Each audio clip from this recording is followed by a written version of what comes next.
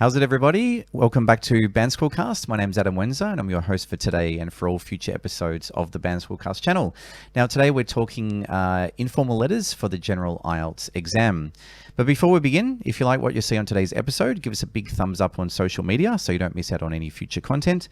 The other way you can support the channel is directly via our Patreon page at patreon.com/BandscoreCast, where you can access my full library of work together with being able to submit IELTS-related questions, all of which I'll respond to in future episodes of the channel.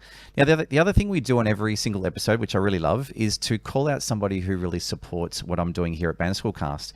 And today, I'd like to call out Natalia. Natalia, you're awesome. Thanks very much for supporting everything we do here at BandscoreCast, and looking forward to serving up more content that will serve you as you're preparing for your exam. Okay, guys, today we're talking letters informal. Now, when it comes to the IELTS test, the general test, with the first piece, you can either get an informal or formal letter. Now, a lot of people prepare just for the formal one, but it's really important that we also look at the informal piece, because it does involve a slightly different language and a different way of communicating what we want to communicate. So let's go through the content for today's episode. Firstly, looking at the register, like how we actually communicate the message that we want to communicate. Looking at also brainstorming vocabulary, which is really important when preparing for the piece of writing. Cohesiveness, this is really how the thing flows. It flows from left to right to left to right. And we're going to be talking about how to approach cohesiveness. Looking at the total letter framework, and at the end of the episode, you'll be able to download the actual sample writing for free. Okay, let's go across and look at our piece of writing. So here it is, guys. Our first question here is, you recently borrowed an item from a friend. Something bad happened and you no longer have it. Write a letter to your friend. In your letter, explain what happened, state when it happened, and say what you will do to fix the issue. So this is a really interesting question. So you recently borrowed an item from a friend, but you don't have it anymore. Now, it doesn't say what happened. We need to imagine and think about what that could be. Now, it's really important with the letter writing that we respond to each bullet point. So here we go, explain what happened. So we have to think about that carefully. State when it happened. So date, when approximately, how many days ago or a week ago, or what have you. And then say what you will do to actually fix the issues. So something's happened. We no longer have this item that we borrowed. So what are we going to do about it? Now, just a few pointers here. So the first thing that I would do when attacking this piece of writing is thinking about the register and the type. So here we want to put down it's an informal piece of writing because it's to a friend, but it's also an apology letter. So it's an informal apology. We want to make sure that we're clear about that before we kick off, because it's important to know where we are going when we're writing. Now, brainstorming some vocab. Here I've just got a few ideas that we can use. It's important that, again, when we're sitting the IELTS test, that we actually have a little plan. So when the time starts, you've normally got 20 minutes to write this piece, and we'll talk about that a bit later. But here we want to put down some vocabulary that will help us as we're actually preparing the writing.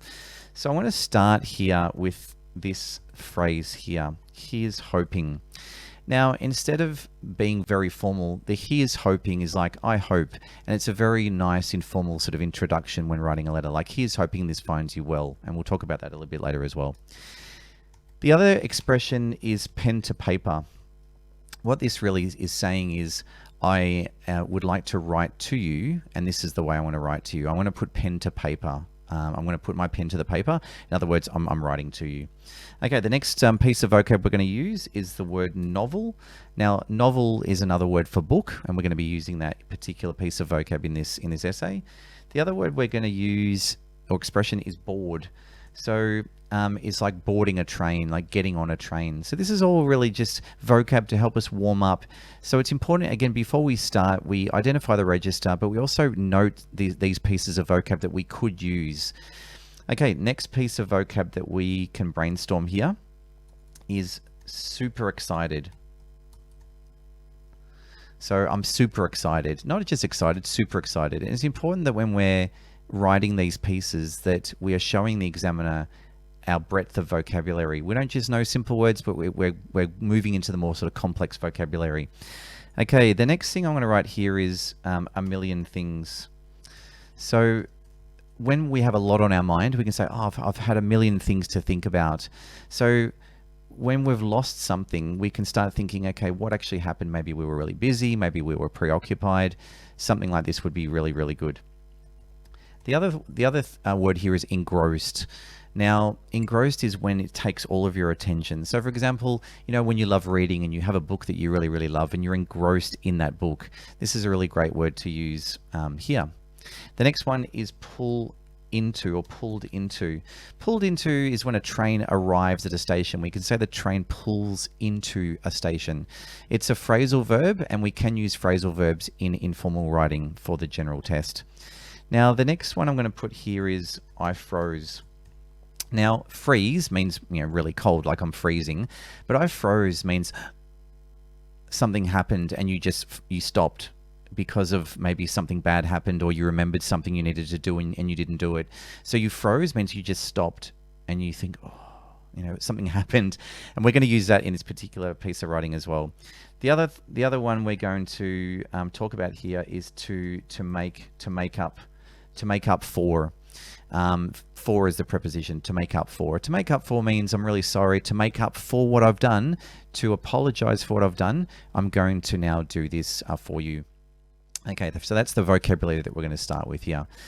Now, there are some structures here that I won't go through all of them today, but there are some really good structures here that when you're writing your pieces, it's important that we refer to them and we use them.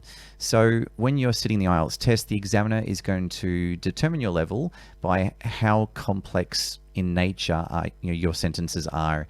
We don't want to use simple vocab, and we don't want to use simple structures. We also want to use more complex structures and more complex vocabulary.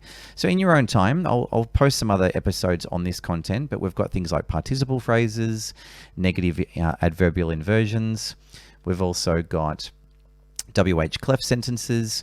Now, the last two are the two that I'd like to focus on today, because these two are going to be in our episode, and I'd like to talk about them. So past perfect. Past perfect, a lot of people get confused with past perfect structures in English.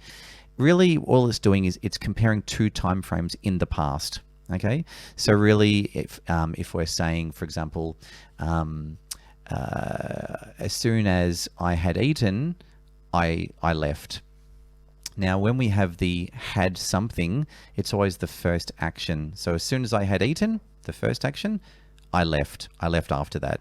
So you can see here this is one of the sentences we're going to use today in the essay, in the letter. We've got here, as soon as I'd hopped off. Hopped off is to get off the train.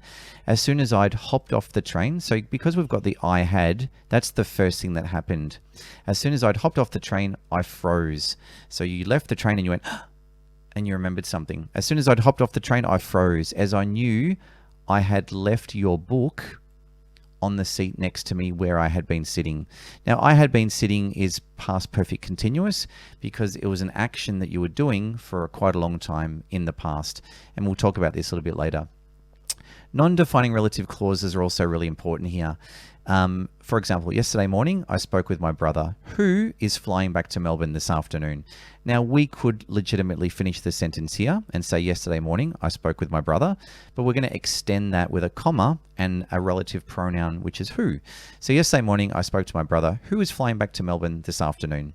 So there are a couple of the structures that we're going to be using today. Task considerations. Before we begin, it's important that we acknowledge we should be spending about 20 minutes on this task. Task one's always about 20 minutes. The essay is normally around 40 minutes. Write a minimum of 150 words, also really important for us to acknowledge.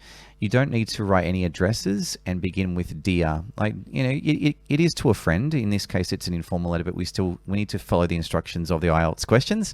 So here it's begin with dear. Okay, we're now going to write this together. So just before we start, let's read it again. So you recently borrowed an item, it can be any item, from a friend. Something bad happened and you no longer have it.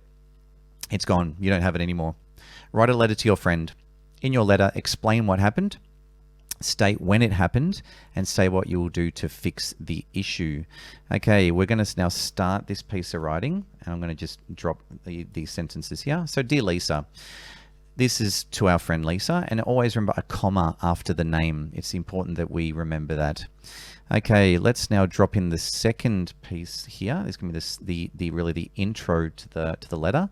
We've got here, here's hoping this finds you well. What we're saying here is, I hope that when you open this letter, you are well. It's a nice structure. Now you'll also notice that we're contracting here. So instead of saying here is, we're saying here's. And it's very normal in informal letters to say, instead of he is, he's, she is, she's, they are, they're. Really important that we contract and we show the examiner that we can contract these words. So dear Lisa, here's hoping this finds you well. I wanted to put pen to paper, as in I wanted to write to you and let you know how deeply sorry, not just sorry, deeply sorry I am that I lost the novel or the book that you lent me last week. Let me explain. So it's important that, we've given that introduction. Lisa knows why we're writing, but we're also writing in a sort of again, it's an informal way. Here's hoping this finds you well. I wanted to put pen to paper. I wanted to write to you and let you know how deeply sorry I am that I lost the novel that you lent me last week. Let me explain. Okay, let's go on to the next paragraph with our first sentence. So our first sentence is, as you know, my brother arrived in town. In town is where we live. My brother arrived in town 2 days ago, and I was super excited to see him. Again, super excited, being that hyphenated expression. Cool. The next sentence after that is a little bit more complex, but we'll talk about it now. This is called a participle phrase. So we've got here, only having had 4 days to prepare for his arrival, I'd been feeling extremely stressed because there were a million things to organize. With participle phrases, you'll notice that in this section here, there's no subject. The subject is actually here. So you could say in this sentence, I only had 4 days to prepare for his arrival, and I had been feeling extremely stressed. But with the only, what you're expressing is a limited time. So only having had 4 days to prepare, I'd been feeling extremely stressed because there were a million things to organize. We will go into more detail in future episodes around participle phrases and these types of structures. But what this is really indicating is that it's a more technical way to say something. So let's just go through it again. I only had 4 days to prepare everything for his arrival. Only having had 4 days to prepare for everything for his arrival, I had been feeling extremely stressed. Now, we're using the past perfect here. I had been feeling extremely stressed because it's before his arrival. He has since arrived, and it's important that we call that out. Okay, the next sentence that we're going to drop in here is, the day he flew in, I took the train to the airport and brought your book with me, which I had been totally engrossed in. Now, engrossed, remember, we said before, is I love this book. I was just reading it. I was in the book. All my attention was in that book. So the day he flew into the airport, I took the train, because with train, we can say take. I took the train to the airport and I brought your book with me.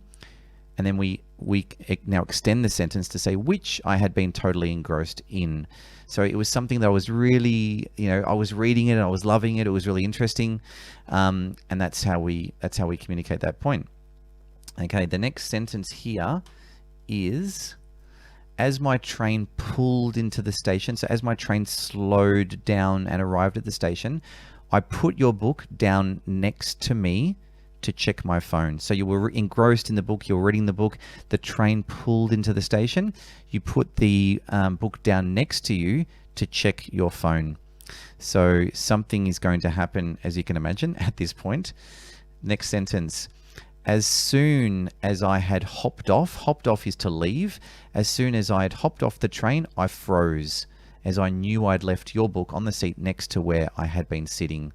So again, your friend's given you a novel, you've taken it to the airport, you've put it down to check your phone, you've left the train, you froze, you look back, the book's sitting on the train leaves the station.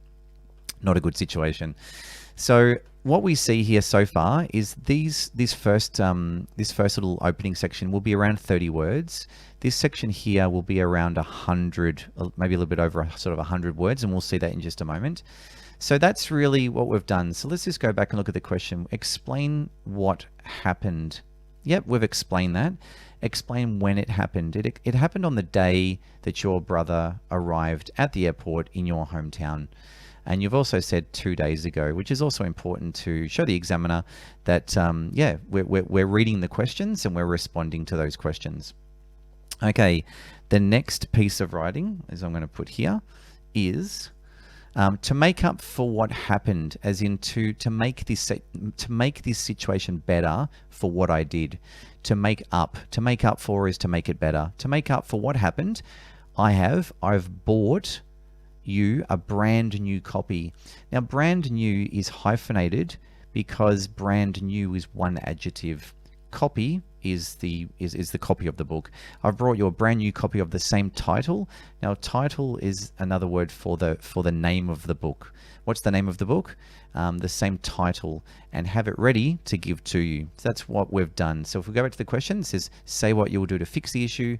What we've done to fix the issue is we've bought a brand new copy, and now we're ready to give it to our friend.